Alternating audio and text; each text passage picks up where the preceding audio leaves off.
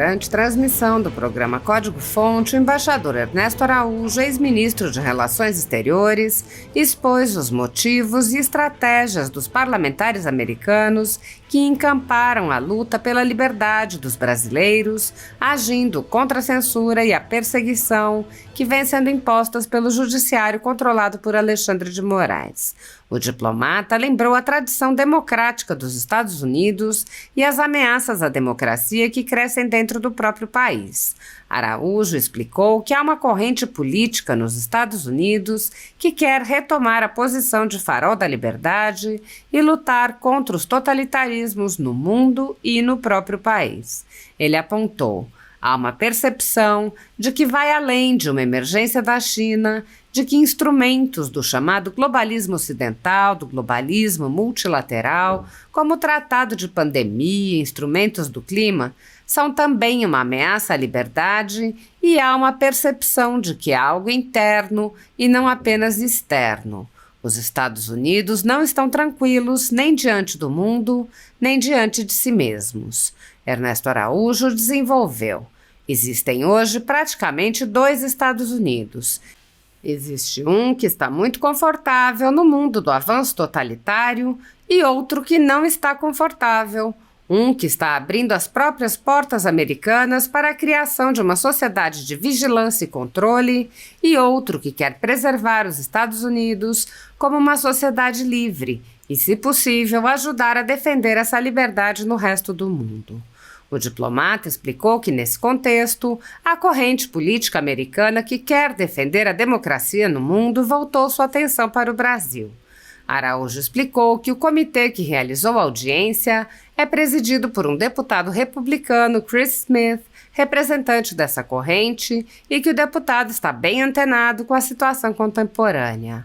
Araújo enfatizou que Smith enquadrou muito bem o tema do Brasil, tanto em função daquilo que está acontecendo no Brasil, da erosão de liberdades básicas, fundamentalmente da liberdade de expressão, e enquadrou isso diante de uma perspectiva histórica, sobretudo falando de Cuba, e como o modelo que já está sendo adotado pelo Brasil tem semelhança com o modelo de Cuba e modelo já tradicional de um país totalitário na América Latina.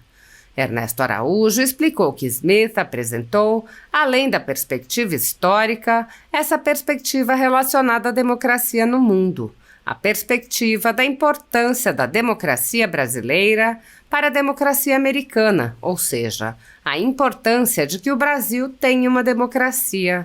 Diante dessa visão tradicionalíssima americana, fundacional dos Estados Unidos, de que o mundo não é um bando de países todos equivalentes. Não, o mundo é feito de países que têm um ideal de liberdade e outros que não têm. E esses são normalmente uma ameaça para os que têm. Então, ver o Brasil renunciando ao ideal de liberdade significa menos um país, e um importantíssimo país, na coluna da liberdade, e mais um país na coluna do totalitarismo. Isso é uma ameaça, portanto, para um mundo onde os Estados Unidos querem viver.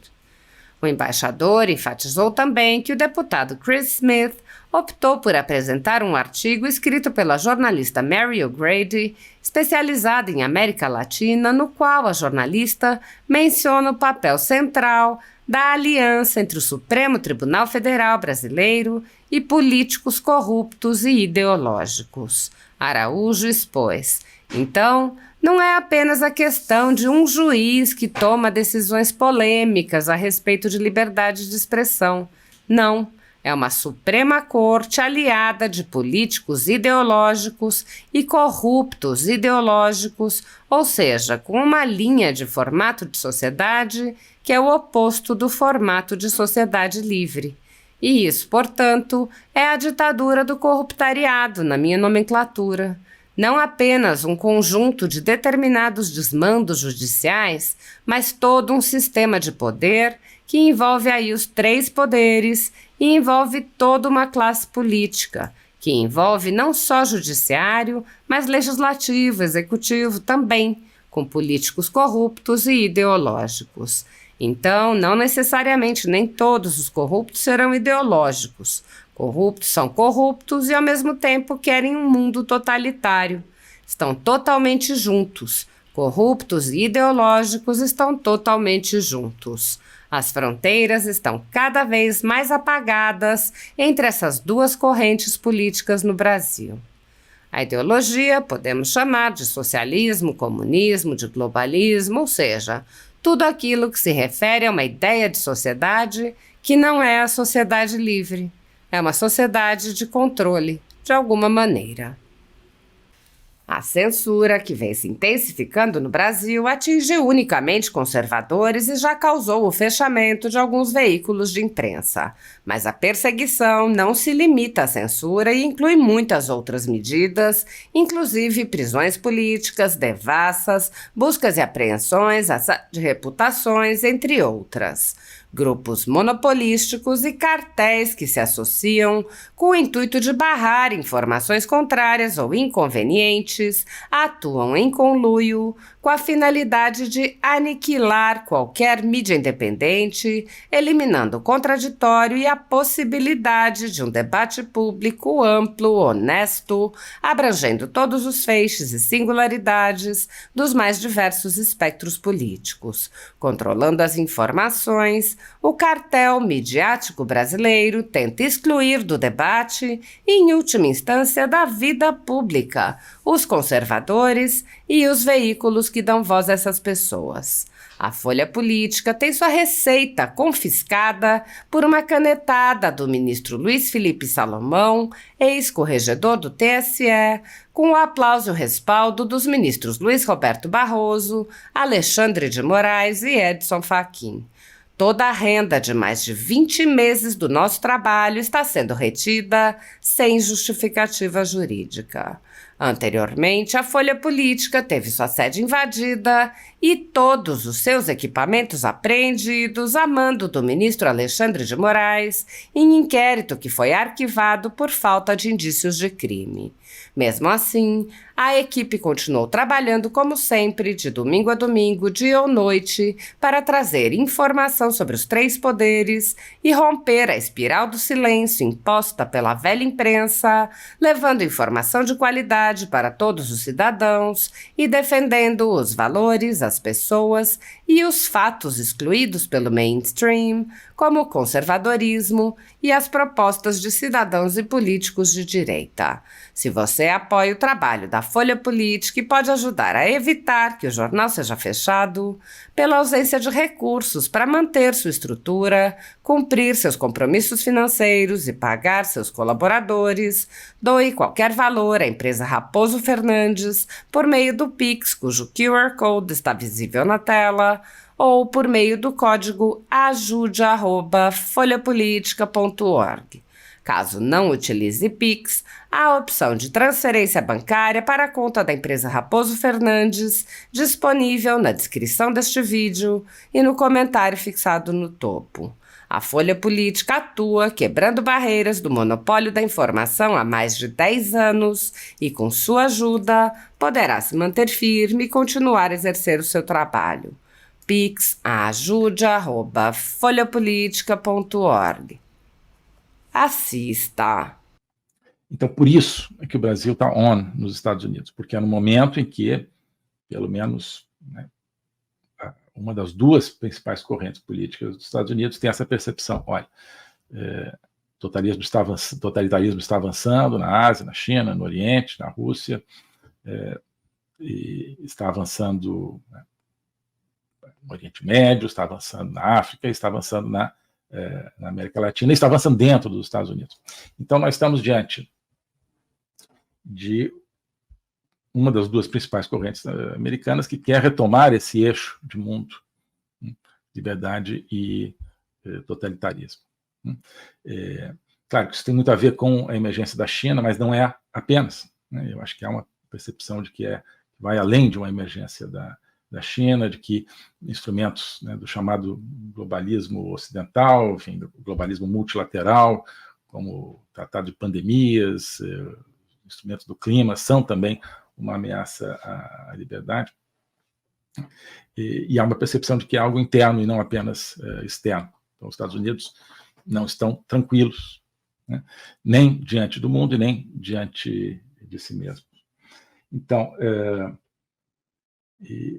existem hoje praticamente dois Estados Unidos, né? Existe um que está muito confortável no mundo do avanço totalitário e o outro que não está confortável.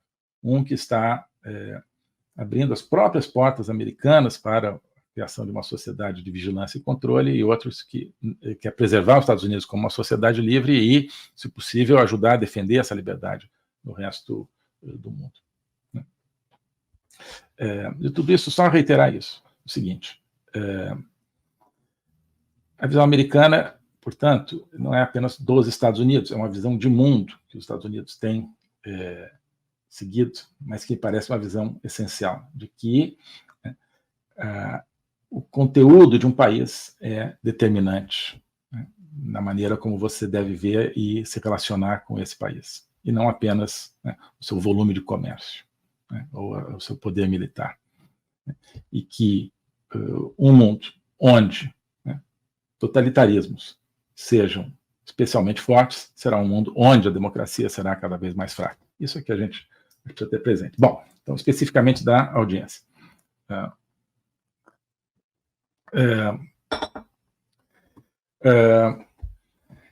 Então, quem preside esse subcomitê é um deputado republicano, porque os republicanos têm a maioria hoje na Câmara de Representantes, então eles presidem, é assim o sistema deles, eles presidem todos os comitês, né? Enquanto que no Senado os democratas têm a maioria, então no Senado os comitês são todos presididos por um democrata.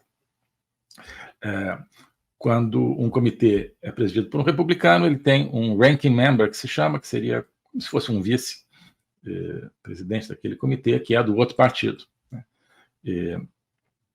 Então, são as duas principais figuras em cada comitê: o presidente do partido que tem a maioria naquela casa e o vice-presidente do partido que tem a minoria. São só dois partidos, tem dois, às vezes, parlamentares que são independentes, mas eles sempre fazem parte, escolhem um dos dois grandes partidos para contar como maioria ou minoria dentro de um dos partidos. Então, são dois na prática.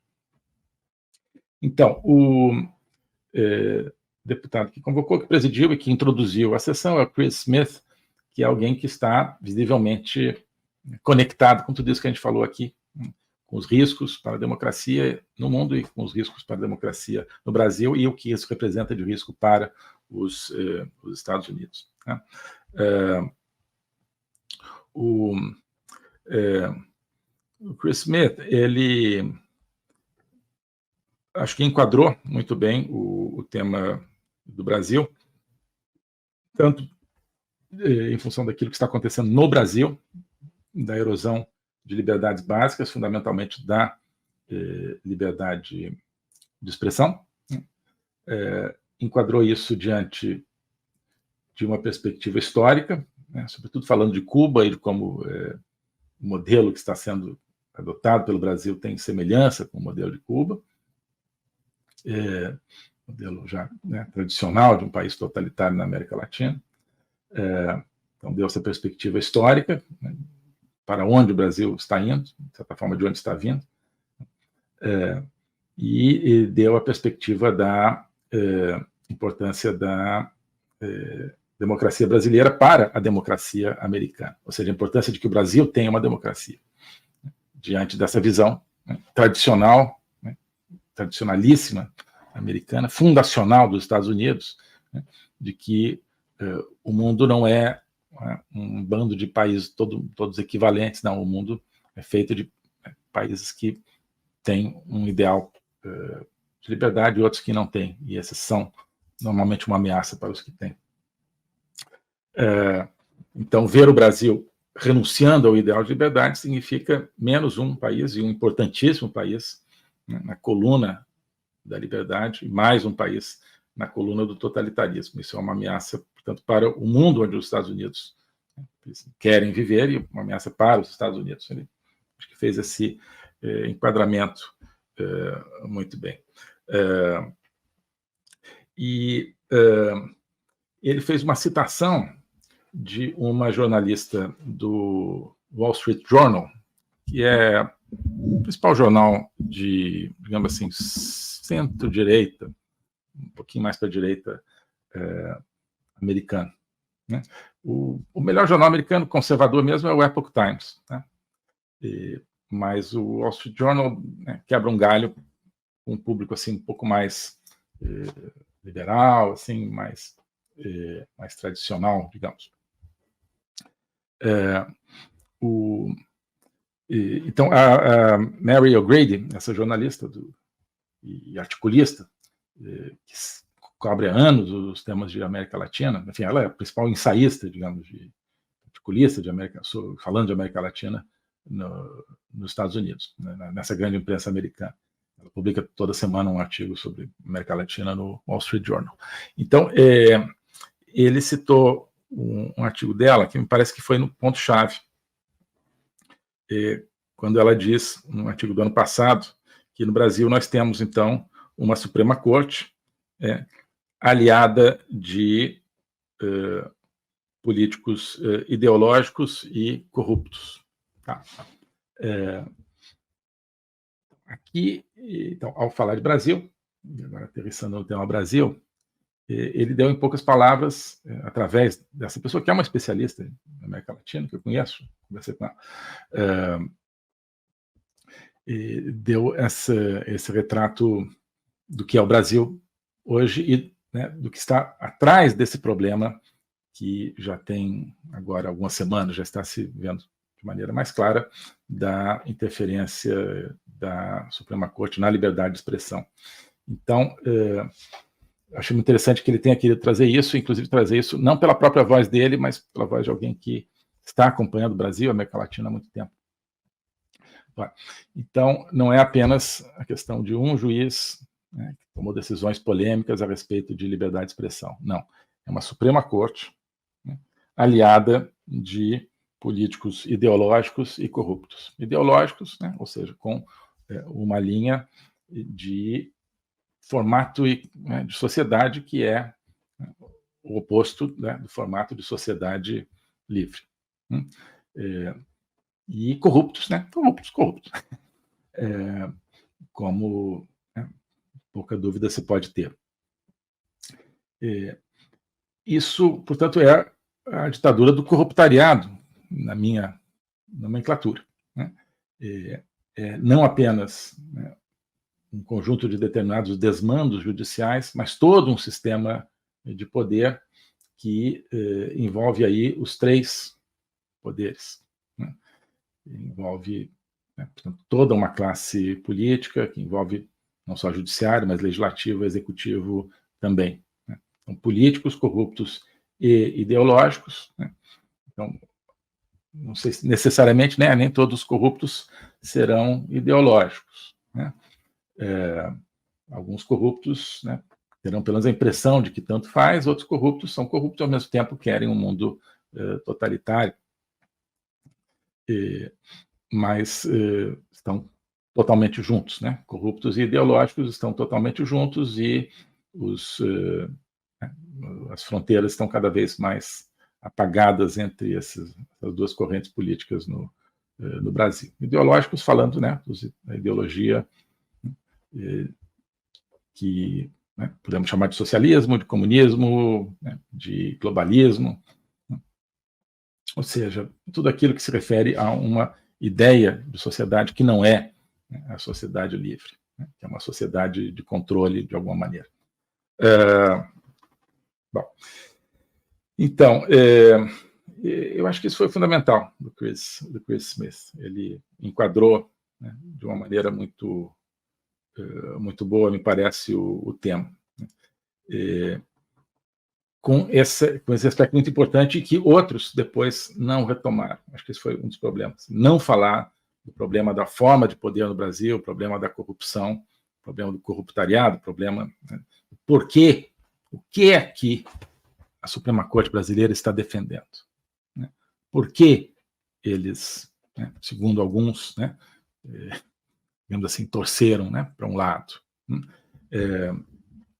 Por que eles censuram um lado? Né? O que é que esse lado ameaça? Esse lado ameaça um esquema de poder corrupto.